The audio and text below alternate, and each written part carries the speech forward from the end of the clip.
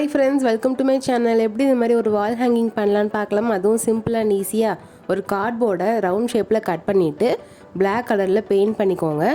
நீங்கள் உங்களுக்கு பிடிச்ச கலர் கூட பெயிண்ட் பண்ணிக்கலாம். அடுத்து நான் கொடுத்துருக்க மெஷர்மெண்ட்டில் ஒரு பேப்பரை கட் பண்ணிவிட்டு அதை நான் எப்படி ஃபோல்டு பண்ணுறேன்னு பாருங்கள். இந்த மாதிரி 3 தடவை ஃபோல்டு பண்ணிக்கோங்க. ஃபோல்டு பண்ணதுக்கப்புறமா நான் எப்படி வச்சுருக்கேன்னு பாருங்கள். அந்த மாதிரி வச்சு நம்ம ட்ரா பண்ணிக்கலாம். நான் ட்ரா பண்ணதை உங்களுக்கு காட்டுறேன், நீங்களே பாருங்கள். இந்த மாதிரி வரைஞ்சிக்கோங்க. வரைஞ்சதுக்கப்புறமா நம்ம இப்போ கட் பண்ணி எடுத்துடலாம். கீழேருந்து ஃபுல்லாக மேலே வரைக்கும் கட் பண்ணிடாதீங்க.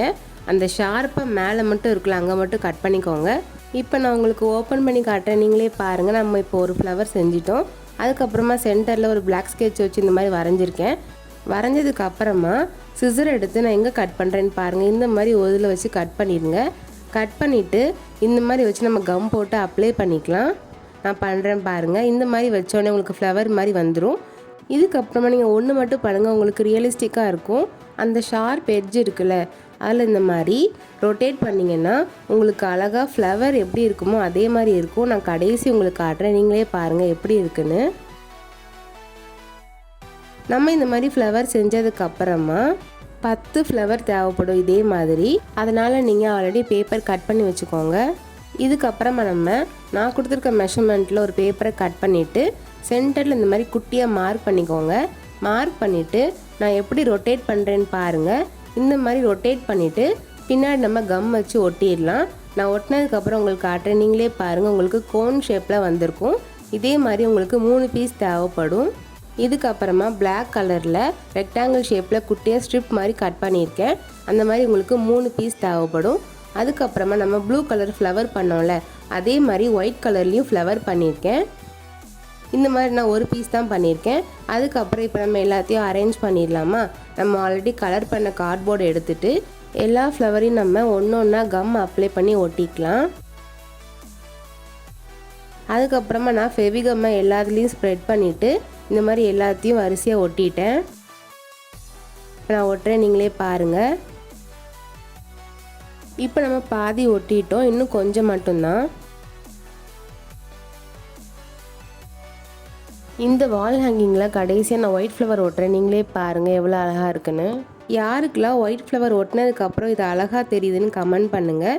இதுக்கப்புறமா இது நல்லா காயட்டும். காஞ்சதுக்கப்புறமா அதை திருப்பிட்டு நம்ம பிளாக் கலரில் குட்டி குட்டியாக 3 ஸ்ட்ரிப் கட் பண்ணியிருக்கோம்ல, அதை நம்ம இப்போ சென்டரில் ஒட்ட போகிறோம்.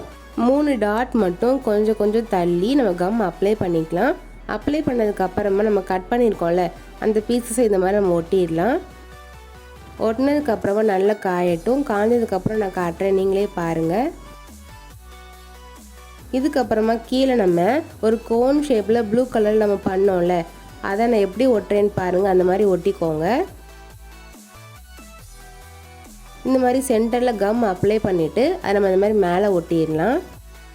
இந்த மாதிரி ஒட்டினதுக்கு அப்புறமா ஒரு குட்டி பேப்பரில் ரவுண்ட் ஷேப்பில் கட் பண்ணிக்கோங்க.